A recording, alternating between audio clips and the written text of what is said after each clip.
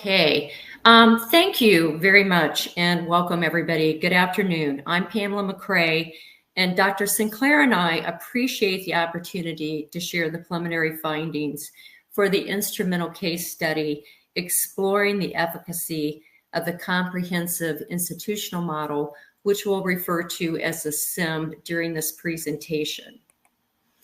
And what our presentation is about today is the study is really exploring the adoption factors for blended learning, specifically for the HyFlex learning and teaching environment based on the perceptions of administrators, faculty, and graduate students at one private university in South Central Texas. And I'm sure all of you can vividly remember, just like we can, the significant impact that COVID-19 had on higher education. It really forced institutions to depend on their technology and the digital infrastructure capabilities, really for sustainability at the beginning, just to keep the virtual doors open. And although e-learning has been used in higher education for over 50 years, the pandemic really highlighted the pivotal role of the instructor presence and the need for digital pedagogy, as many institutions really strive to replicate an in-person classroom experience using virtual, remote, and internet technology during the COVID pandemic. So that really showed that the role of the instructor became more of a facilitator, especially trying to encourage students to interact and collaborate using digital tools, which many of them were not real familiar with.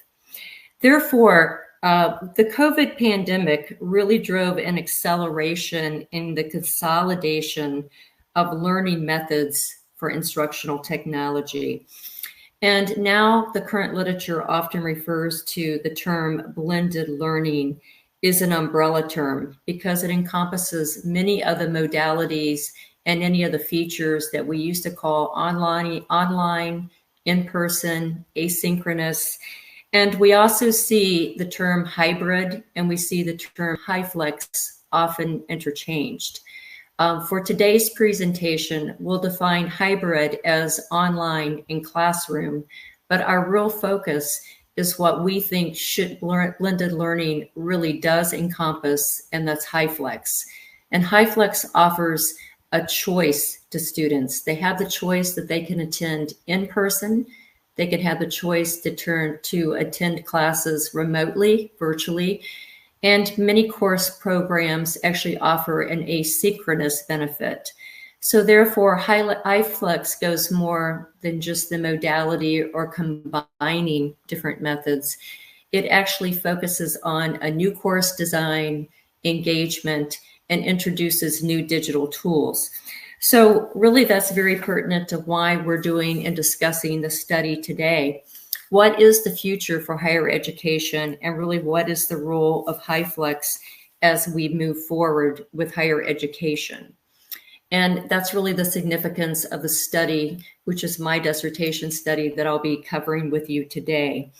But my study is basically a continuation of a pilot study that was conducted during the COVID pandemic. Data was collected from 2021 to 2022 from administrators, faculty, and graduate students from a private university located in Central Texas. And the pilot study really focused on the educational challenges that the pandemic was causing with those key stakeholders that I just mentioned. And really especially in the HyFlex teaching and learning environment. So the study findings highlighted 4 key themes or challenges. And these probably won't be a surprise to many of you, but lack of faculty readiness was one of the key challenges, since many of us found that we were actually pushed into an environment that we weren't familiar with. Also, the need for training and technology investments. And the data here from the different stakeholders is it wasn't just having internet on the campus, but there needed to be reliable and robust infrastructure in the classrooms so that students could actually communicate both remotely and in person together. Also, student and faculty diverse support needs. Just the demographics alone, when we were at the beginning of the pandemic, many of the faculty had not taught remotely. There were different teachers that did online, but here they found their in-person classes were now having to be taught in a remote environment and then later in a HyFlex environment that included both online and in-person students. And the last key challenge that came out of the pilot study is institutional. It's faculty readiness for the future and really ties to institutional longevity. Many of the students that had started their doctoral program in person and then had moved to virtual and then were doing HyFlex were really concerned. Is HyFlex going to continue? What if COVID makes me move? What if my personal life changes? Am I going to have the ability to keep my investments in my doctoral program and to be able to finish that program? Therefore, us on the research team, that's when the comprehensive institutional model, or the SIM, I will say, was born or developed as a solution to some of these higher educational challenges in an effort to help mitigate these problems. And so we'll be talking a little bit more about the SIM, but also some of the key focus areas of my dissertation study is that we're going to be looking at how, therefore focusing on how does the SIM really address those key challenges that were identified in the pilot study, as well as how is the SIM being able to address the challenges that we have now in the post-COVID environment.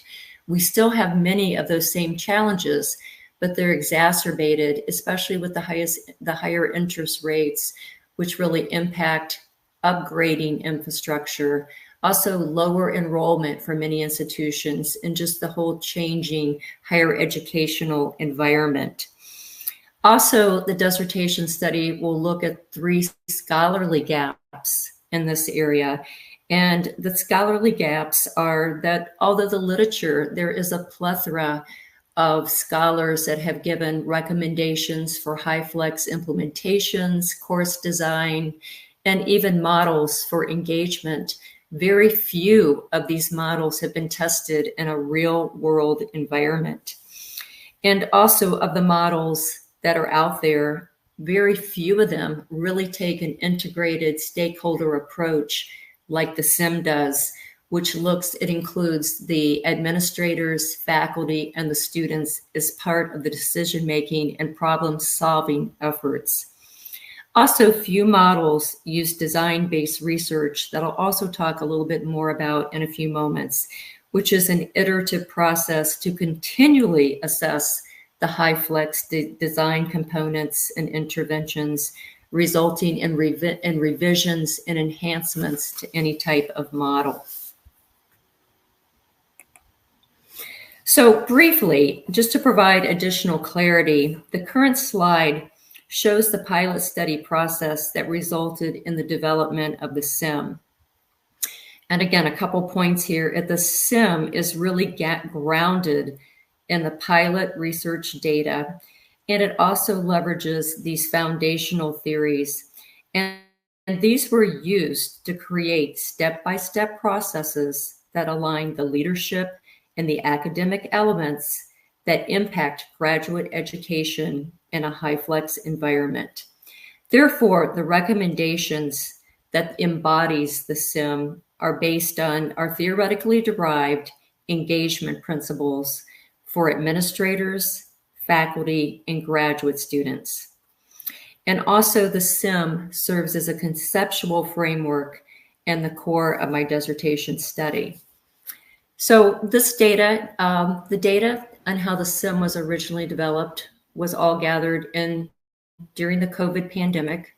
And now that we're in the post-COVID era, it's time for us to go back, collect the data, and we really need to analyze how the SIM has been addressing those initial challenges as well as how the SIM is going to address the current challenges that higher education has. And then what we will do is, based on the new data that's going to be collected, it's going to be juxtaposed against the pilot data. We'll highlight the changes and the revisions so updates can be made to the model, and we'll look for the new and emerging challenges that are in the current environment. Excuse me, Pamela. I think the slide is frozen. We cannot see the slide. Can you see this slide? We can only see the title page, but not the current slide deck. Okay. Can you try resharing your screen to see where? Yes, I can try to reshare again. Hang on. I was moving it.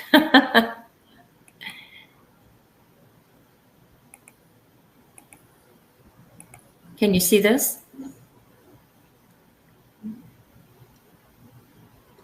Yes, we see it now. Can you try moving up and down a little bit to see if the slide is moving? Yes, hang on. You may want to put it in presentation mode. Yes, I am. Yeah. Can you see that moving? Not yet. We still see the same one before, not the full screen one. Okay. Dr. Sinclair, do you want to try to bring it up on your end?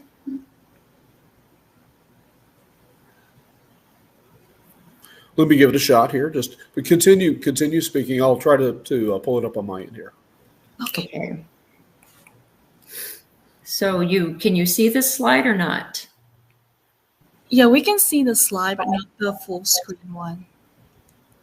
Would it be good if I don't go to full screen? Would that help? It's fine as long as you can move the slide to the next one as you proceed. Okay. So again, as I was saying, it's time now for us to go back and to collect data in the post-COVID world. And design-based research is a critical element of our case study design. And we are using design-based research design element by Reeves. And what design-based research really allows us to do is that it is an iterative process. So we'll be collecting new data from the SIM stakeholders, and then we'll be simultaneously collecting and analyzing that data. We'll be comparing that to the prior study themes, and then we'll be integrating the new findings and we'll be updating the model. So it's a continuous process that allows new data to be analyzed. It will allow refinement of the SIM through the data-driven evidence and theory application. And then will also allow us to provide new stakeholder recommendations for blended learning, HyFlex adoption, and also any new or emerging design principles coming out of the data that's grounded in the model. So I'm going to move now to the primary research questions. Can you see the primary research questions? Pamela, if you unshare your screen, I'll try to pull it up on mine. Okay. Okay, continue to talk. I'll try to work on it here. Okay, so the primary research questions, again, because the SIM is the theoretical concept and really the focus of our dissertation research here. The 4 questions really are tied to, first, faculty readiness, acceptance, and adaptability. The second question is effectively delivering course content and promoting student engagement. And the third is the unique challenges and diverse needs. And then the fourth is the innovation. What are the shifts and the expectations that the institution should be addressing for future technology? So the data collection methods and instrumentation that I'll be using are shown here, various forms on the screen. Okay. And to date, again, I'm going to be sharing with you some preliminary findings, is that I've conducted 15 student interviews that I'll be sharing that data with you here just shortly. 5 of the students were in a focus group, and then personal interviews. Next slide, please. And the way the participants were chosen for the study is purposeful sampling. And the inclusion criteria for each of the participants is that administrators, faculty, or students needed to be supporting, teaching, or actually enrolled in at least one HyFlex class from the time 2021 until the current academic year. Next slide, please. So the coding strategies that I'll be using as we collect the new data, Saldonia is going to be I've used for the initial in vivo coding. Also, I'll be using Miles and Huberman along with Saldonia for data for the category development, and also Miles and Huberman, as well as design-based research for the conclusion, and also the data verification as part of the theoretical sampling and the iterative comparisons. Next slide, please. So now let's get to the good stuff. And these are the preliminary findings. Again, each of these findings are preliminary categories, and they're tied to each of the research questions that were really formulated based on the SIM. So the first question in the categories is really around faculty readiness. And the three categories that came out of faculty readiness is the importance of faculty training, the demonstration of effective teaching techniques and skills, and classroom management. And the key themes here on the faculty training is that the student data pointed out there really needs to be adequate time spent on the training, not just understanding the internet connectivity, but the learning management system and the digital tools that really support the collaboration. And as far as the demonstration of effective teaching, a good quote here encompasses this particular category, and that's good working knowledge. Faculty should have good working knowledge of technology, be confident in using it, and also capable of troubleshooting and finding workarounds so that the class is not disrupted. And really that ties right into the last category, which is classroom management. And the data was very rich in stressing the need that faculty really need to be master facilitators. They also need to provide clear guidelines for participation, ensuring that both in-person and online students are engaged. Next slide, please. So the next key question was around the best practices for effectively delivering course content and really focusing on student engagement. And again, the initial categories here from the student interview data is the first category was engagement and inclusion of all students. The second was social relationships and community building. And the third is the different learning styles and preferred methods. And one of the key messaging for the first category is the word all came up repeatedly in the data. And that one of the quotes is that faculty must develop the ability to engage both online and in-person students simultaneously so that they are integrated together. And the next category, social relationships and community building. Again, community building was one of those repeated conceptual ideas as building the category. And I thought there was an interesting quote that really encapsulated this thought, is that engagement with other students and faculty is often more beneficial than the course content itself. And then in the third category, different learning styles. This was really interesting data here, looking at the analysis.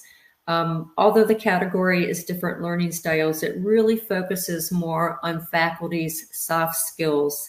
The data actually addressed the importance of faculty active listening, practicing that in class, also interacting regularly with both online and in-person students, maybe going back and forth, engaging. And the last, which I thought was a very interesting insight was that students wanted faculty that really could sense their needs, whether they were actually remote or in person. Next slide, please. So the third key area was around those the unique requirements and the diverse needs of adult learners. And again, the initial categories here were flexibility for work-life balance, recognition of the diversity of graduate students versus undergrad, as well as active faculty support for student engagement. And the data, the first category is really grounded in the data that the students overwhelmingly love the HyFlex model. Now that they are used to the flexibility, you can't take it away from them. 86% of the graduate students in the study university are non-traditional students. They're full-time working students as well as working on their doctoral degree. So the HyFlex model has provided them with a lot of flexibility. In fact, several students actually gave examples that HyFlex has been able to help them not only with work balance, but also with personal situations where they were giving birth and had some issues, but they were still able to continue their education, either working asynchronously or joining virtually. And then the recognition of diversity. I'm sure most of you, your institutions are very similar to us at UIW in that we have a lot more undergraduate students than we have graduate students. However, it was loud and clear in the data that the graduate students want to be recognized. And several of the examples is even administrative hours. Most of the administrative capabilities or offices close at 5 p.m. They'd like them at least one day a week to stay open till 6 or 7 so that they can actually talk and get some of their other issues resolved. And the last key category is the active faculty support. As doctoral students, the data was rich that they do understand they need self-efficacy and they need to be proactive, but there was a need or desire for faculty to be more engaging, to be more proactive in engaging them on co-publishing opportunities and research, and also helping them understand and be directed to more self-directed learning options. Next slide, please.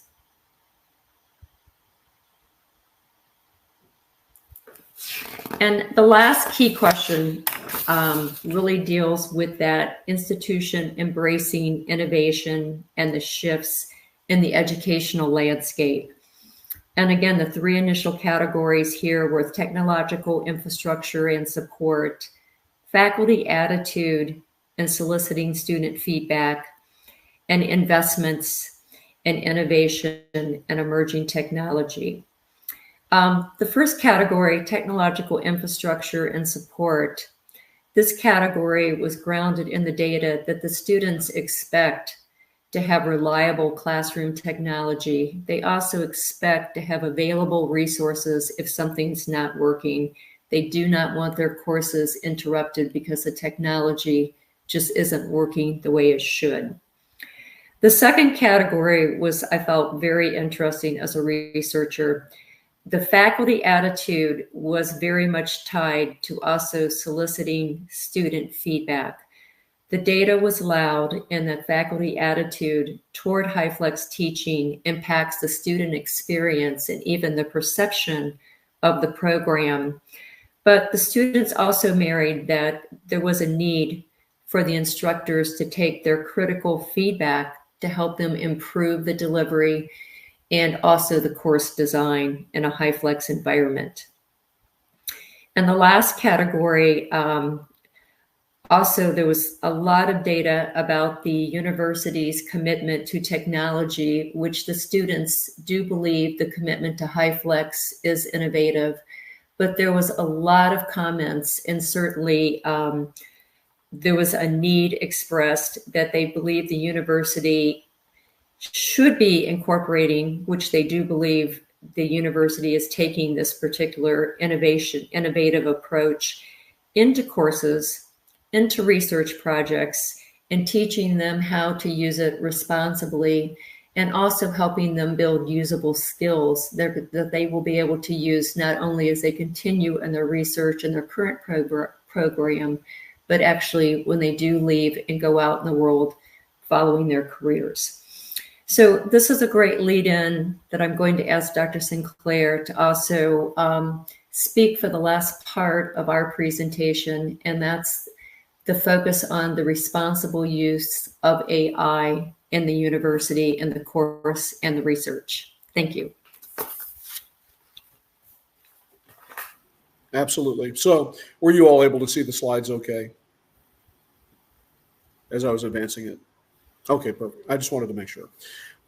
So what, concurrently in 2021, as you all know, November 2021, this idea of generative AI kind of came on to the scene.